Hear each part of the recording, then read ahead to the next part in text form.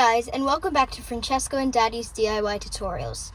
Today we are going to show you how to fix one of these power outlet 12 volts in your Ram pickup truck 2006. Now, if Daddy can turn on the car for me right now, we have this tester, which as you can see, it lights up in this socket. Now if you put it into this socket, as you can see, no light. That means that this socket is currently not working. Now me and Daddy are going to go over to the fuse box. Now here we are in the engine compartment. Your battery is right here, and right next to it should be the fuse box. Now Daddy's going to go ahead and open this up for you, and you can see all the different fuses inside of your truck. Now, if you take off this lid, be very careful not to break the fragile clips. You can see that it has a grid here with a bunch of numbers.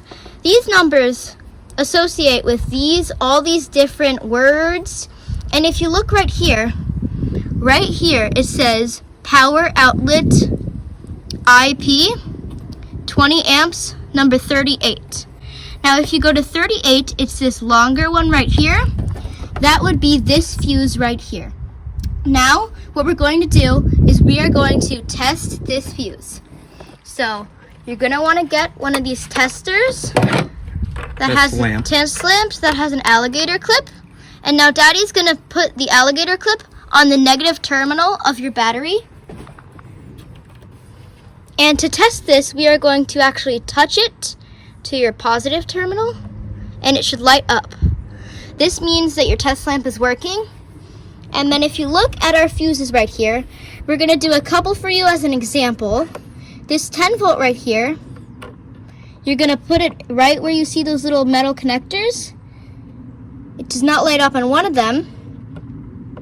On the other one, it doesn't light up. This means that this feature of the car needs the car to be on for it to work. Now this 15 amp, which is blue, one of them doesn't work. The other one does work. Now this means that your fuse is faulty. If you look at this 2 volts right down here, this gray, one side works, the other side works. Whether this is with your car on or off, that means that this is a good fuse. Now, we're going to go over to the fuse that we showed you earlier. This yellow 20 amp. As you can see, it's not working on the one. It is working on the other. That means that this is a faulty fuse. Now Daddy's going to go ahead and grab the other fuse right here. And as you can see, it's the same 20 amp. It's okay if it's clear and yours is just not clear or opaque. And then we're going to get some just mini pliers. And be very careful with it. Just take it out. Take out the fuse and put in your new fuse right where your other fuse was. You can do this part with your hands. Just make sure it gets into those slots. Now we're going to go back into the cabin of the truck. Uh-oh. This is good news, but bad news at the same time. The power is on. You can see the light right there. That means that the fuse is working, but there's a big no-no for this. As you can see, our car's off. You can't hear it running. It's still on. This means that if you have any devices plugged into this, it'll just drain your battery completely. Or even this will drain the battery itself. Yeah. Now, we're going to go back out to the fuse box and show you. Okay, welcome back. So, this 20 amp fuse right here, as you can see, has an extended slot. This is for this power outlet. And what we found out, obviously, inside was that, it was still on while the car was off, which for us is not a great idea because it'll drain the battery if we have anything plugged into that socket. However, you can move this fuse 1/2 slot over. You're using one of the common holes there. There's actually 3 holes, and you can move it to the next slot over. Push it in, and then that will only work when the car is running, which is what we would like to have. And we'll do a test now. As you can see right here, no light. No light. That means that when the car's running, this will work. Okay, Daddy's turning on the car right now. And as you're going to see here, light on, light on. This fuse still works. Now Daddy's gonna turn off the car and we're going to go meet in the cabin once again. Hey, we're all good now. The car's off and there's no light on our little tester. So now Daddy, if you can go ahead and turn on the car. As you can see, the light is on now and it is all fixed perfectly how you guys like it. Now that we're done with that, we have a couple of accessories to show you to make your life better. Now, this accessory right here, it plugs in to this power outlet socket for your car. And this is from Anker, a very well-known and good brand.